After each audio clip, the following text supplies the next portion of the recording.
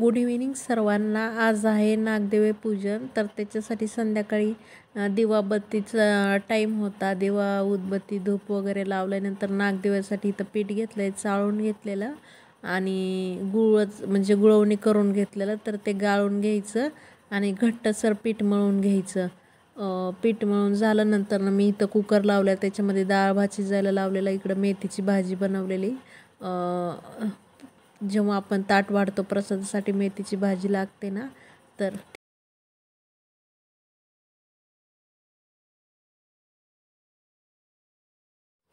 इथं नागदेवांसाठी पीठ असं मळून झालंय. आता ह्याचे नागदेवे बनवायचे. ते पायलीसारखे असतात तर नागदेवे ते बनवायचे. हा दाखव कसं नागदेव बनवायचे. हे असं पकड.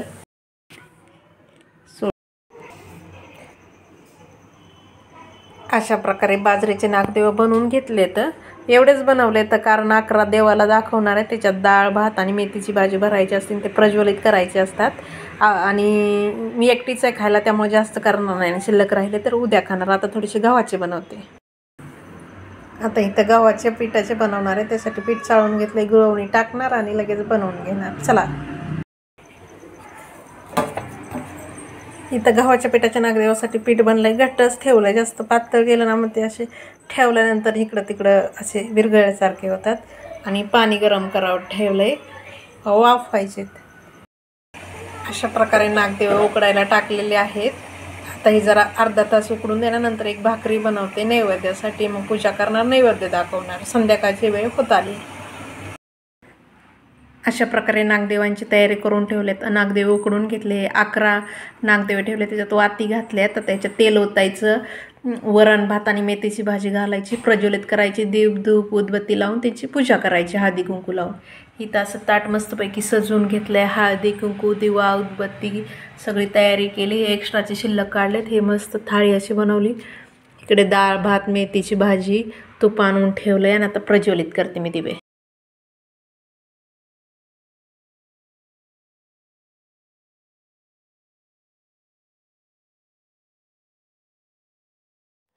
हे नागदेवे का केले जातात तर 2 तारखेपासून खंडेराया म्हणजे खंडोबाजी देव आहेत त्यांचं नवरात्र उत्सव सुरू होतो. तो 7 तारखेपर्यंत आहे आणि उद्या चंपाषष्ठी आहे. त्यानिमित्त त्यांचे हळद खोबरे म्हणजे भंडाऱ्याने ती उधळण केली जाते आणि त्यांचं नवरात्र संपवतं. तर लहान मुलांच्या आयुष्य वाढावं, सुख समृद्धी यावी म्हणून हे नागदेवे पूजन केलं जातं.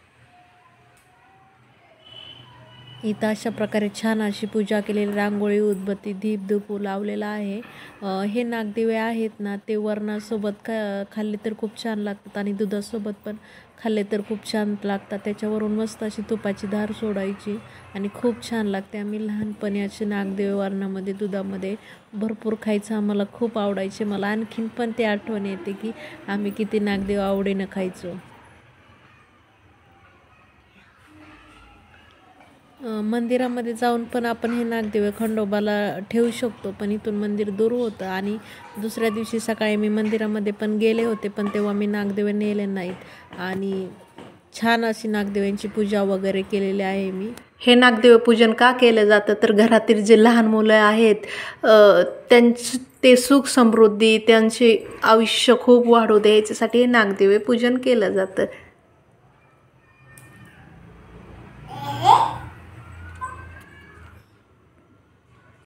आणि देवबाप्पा कर तिथूनच नागदेवांना. हां,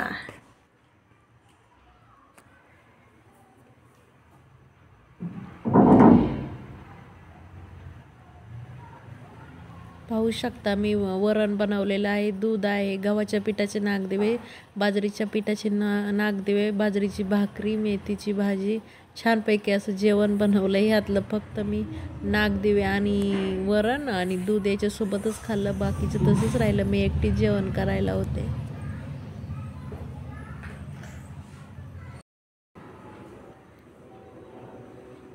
नीट बघ, नीट.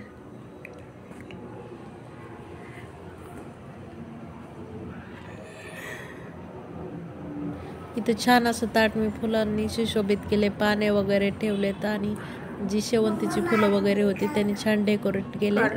आणि नागदेवे ठेवले. त्याच्यामध्ये आपण वरण भात मेथीची भाजी हे ठेवत असतो आणि त्याच्यात तेल घालून ते वाती प्रज्वलित करायचे असते. तूप घालून पण केल्या तरी चालतं, तेल घालून केल्या तरी चालतं. आणि हे म्हणजे आपल्याला जेवढे बनवायचे तेवढे 5, 7, 11 याप्रमाणे, किंवा घरात एक किती सदस्य आहेत ते प्रत्येकाला 5 असे पण आपण नागदेवे बनवू शकतो.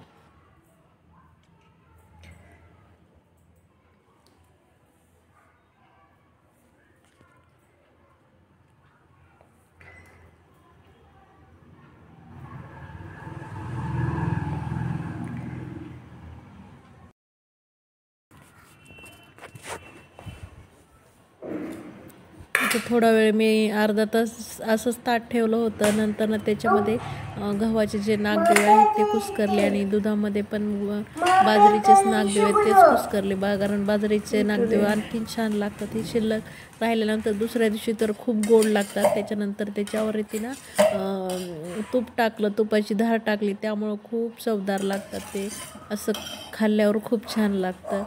हे बघू शकता दोन्हीवरती पण तूप टाकले आणि मी हे खाल्लेलं नंतर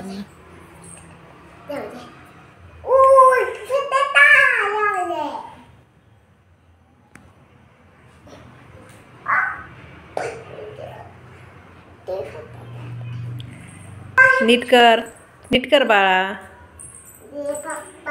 हां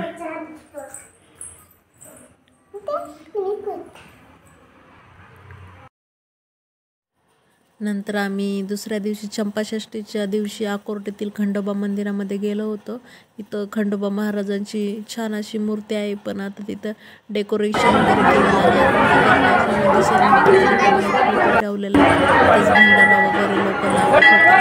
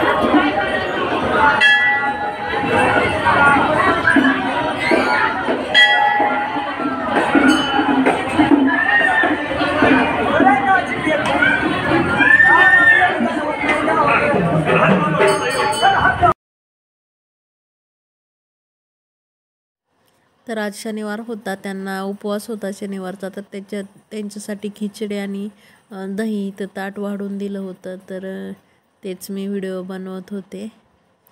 आणि नंतर संध्याकाळच्या जेवणासाठी मस्त असे धपाटे बनवले होते, भरपूर कांदा कोथिंबीर घालून.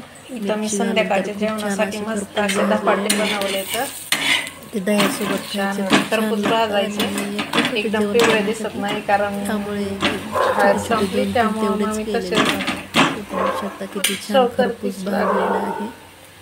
त्याच्यानंतर पेटिंगमध्ये सर्व केलं. वाटीमध्येच घेतात, पण मला आहे म्हणून असंच खाली